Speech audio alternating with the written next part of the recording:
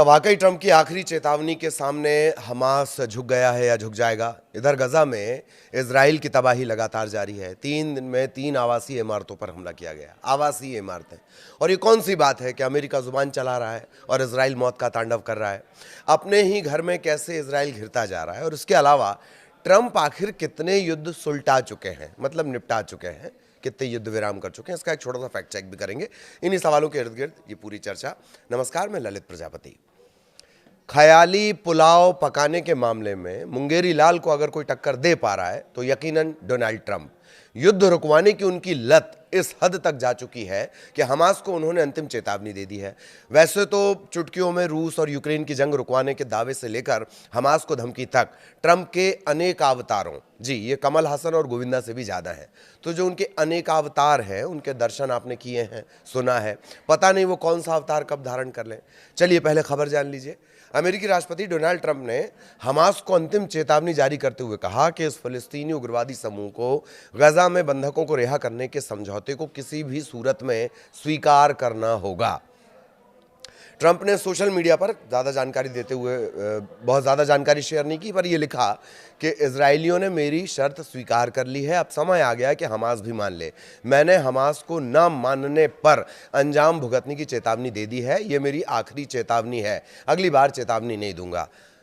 इस चेतावनी में उन्होंने कहा कि इजरायलियों ने मेरी बात मान ली है, और वो बात ऐसे मान ली है कि इजराइल ने तो हमले और ज़्यादा तेज़ कर दिए।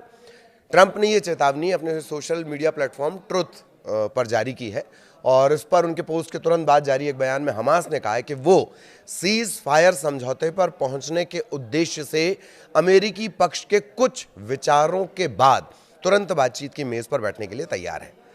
अमेरिका का न्यूज़ आउटलेट है एक्सियोस, उसने ये बताया कि अमेरिकी दूत स्टीव विटकॉफ ने पिछले सप्ताह हमास को गजा बंधक और युद्ध विराम समझौते के लिए एक नया प्रस्ताव भेजा था, लेकिन व्हाइट हाउस ने अभी कोई इसका डिटेल जारी नहीं किया है किस तरह का ये जो प्रस्ताव भेजा गया वो है।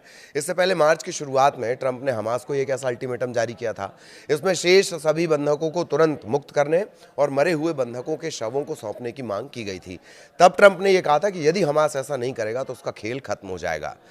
इजराइल के कैंपेन ग्रुप और बंधकों और लापता परिवारों का जो एक फोरम है जो लगातार प्रोटेस्ट करता है, the hostages and missing families forum, उन्होंने अमेरिकी राष्ट्रपति की इस नई कोशिश को सच्ची सफलता बताते हुए स्वागत भी किया है। याद रखिए कि आतंकियों ने 7 अक्टूबर 2023 को इजराइल पर बड़े पैमाने पर हमला किया। 251 बंधक बना लिए गए, इनमें से 47 के अभी गजा में होने की आशंका है। इजरायली सेना का कहना है कि इनमें से 25 लोग मारे गए हैं। इजराइल उनके शवों की वापसी की मांग कर रहा है। इधर ट्रंप दावा कर रहे हैं कि इजराइल ने उनकी बात मान ली। क्या ही माना जाए उसे भी जान लीजिए। ट्रंप और हमास की तरफ से बयान तब आए हैं जब इजराइल ने गजा शहर के एक और आवासीय टावर पर बमबारी कर दी, यानी जहां आम लोग रहते हैं, उसे पूरी तरह तबाह कर दिया। पिछले 3 दिनों में तीसरा ऐसा ही आवासीय टावर है जिसे इजराइल ने मिट्टी में मिला दिया। इजराइल के जो प्रधानमंत्री हैं बेंजामिन नेतन्याहू, उन्होंने घोषणा की है कि उनकी सेना गजा के प्रमुख शहरी केंद्र पर अपने हमले को तेज कर रही है। तीसरे टावर की तबाही जब हुई है तो उसके जो गवाह हैं उनका कहना है, वो न्यूज़ एजेंसीज को बता रहे हैं कि अल रोया टावर पर हमले से पहले ऐसा लगा कि मानो भूकंप आ गया हो। इजराइल की वायुसेना ने पिछले 2 अन्य आवासीय ऊंची इमारतों को इससे पहले ध्वस्त कर दिया है। इसके बाद दावा इस बार भी उनका यही कहना है कि इन टावर्स को हमास को ट्रैक करने के लिए इनका इस्तेमाल किया जा रहा था। नेतन्याहू ने रविवार को कहा कि लगभग 1 लाख निवासी पहले ही गजा शहर छोड़ चुके हैं। हमास पर लोगों की निकासी, शहर छोड़कर जाने की से रोकने की कोशिश करने और नागरिकों को ढाल के रूप में इस्तेमाल करने का आरोप लगाया। यही इजराइल हर बार कहता है हमास के लिए। तनाव बढ़ने से इलाके में रहने वाले फ़लस्तीनियों के लिए पहले ही गंभीर मानवीय स्थितियाँ हैं और उनमें और ज़्यादा गिरावट की आशंका पैदा हो रही है। इजरायली प्रदर्शनकारियों ने इजराइल की सड़कों पर उतरकर अपनी ही नेतन्याहू सरकार से गजा शहर पर कब्जा करने के फैसले को पलटने को लेकर प्रोटेस्ट किया है। उन्हें ये डर है कि वहाँ जो बंधक बनाए गए लोग हैं उनकी जान खतरे में पड़ जाएगी, उन्हें मार दिया जाएगा। ऐसा भी नहीं है कि ये प्रदर्शन कभी मंद पड़े हों। नेतन्याहू के खिलाफ लगातार इजराइल के लोग प्रदर्शन कर रहे हैं उनकी नीतियों को लेकर। अब खबर का दूसरा पहलू, जिसमें खुद को डॉक्टर ऑफ युद्ध विराम बताने वाले महामना डोनाल्ड ट्रंप के दावों की पड़ताल करते हैं। कुछ दिनों पहले ट्रंप ने इंटरव्यू में दावा किया कि उन्होंने 6 या 7 युद्ध रुकवा दिए हैं, लेकिन जब इस दावे की पड़ताल हुई तो हकीकत उतनी साफ नहीं निकली जितना ट्रंप बता रहे हैं।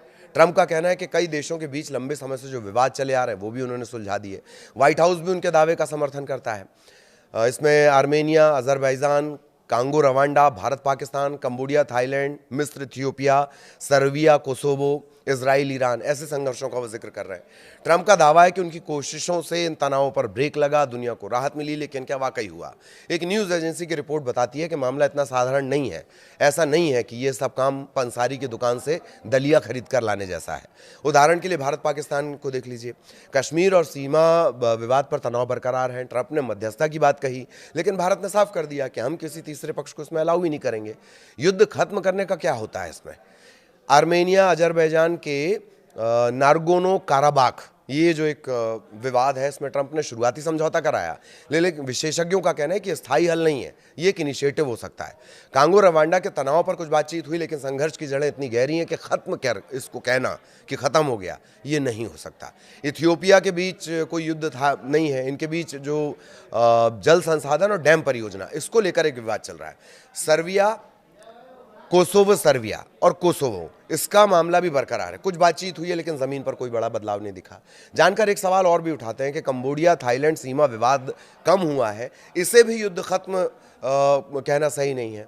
अच्छा, एक बात और भी है कि जो ट्रंप युद्ध बता रहे हैं वो युद्ध है ही नहीं, वो पुराने तनाव, राजनीतिक मतभेद हैं, मध्यस्थता हुई है, बातचीत शुरू हुई है, लेकिन ये खत्म करना, दरअसल ट्रंप छोटे छोटे कदमों को बढ़ा चढ़ाकर शांतिदूत बनने की छवि बना रहे हैं। और नोबेल पुरस्कार पाने की जो उनकी चाहत है अंदरूनी, वो कहीं ना कहीं है। उनका कहना है कि इतने बड़े पैमाने पर युद्ध खत्म करने वाले को ये पुरस्कार मिलना चाहिए। और विशेषज्ञ बताते हैं कि अधूरे समझौतों को इस तरह पेश करना पुरस्कार की साख को नुकसान पहुंचा सकता है। ट्रंप का दावा जितना बड़ा आकर्षक है, उतना ही जटिल और अस्पष्ट भी है। युद्ध खत्म करने जैसी उपलब्धि का दावा करना गलत है। अब ये भी जान लीजिए कि अब तक 4 अमेरिकी राष्ट्रपतियों को नोबेल शांति पुरस्कार मिला है। इसमें ओबामा हैं, रूजवेल्ट हैं, इन्हें भी विल्सन है, उन्हें भी नोबेल शांति मिला। जिमी कार्टर हैं, बराक ओबामा हैं, इन्हें शांति पुरस्कार। बस इसी लिस्ट में आने की तमन्ना है। अगर इतना ही ट्रंप को शौक है और वो हर चीज़ को युद्ध मानते हैं, तो वो मध्य प्रदेश के ग्वालियर चंबल अंचल को ट्राई कर सकते हैं। यहाँ वो जितने चाहे युद्ध रुकवाते रहें, बहुत उनका रिकॉर्ड भी ठीक हो जाएगा और वो नोबेल के सामने कुछ कह भी पाएंगे। आज बस इतना ही, फिर नए अपडेट के साथ आपसे मिलेंगे। नमस्कार।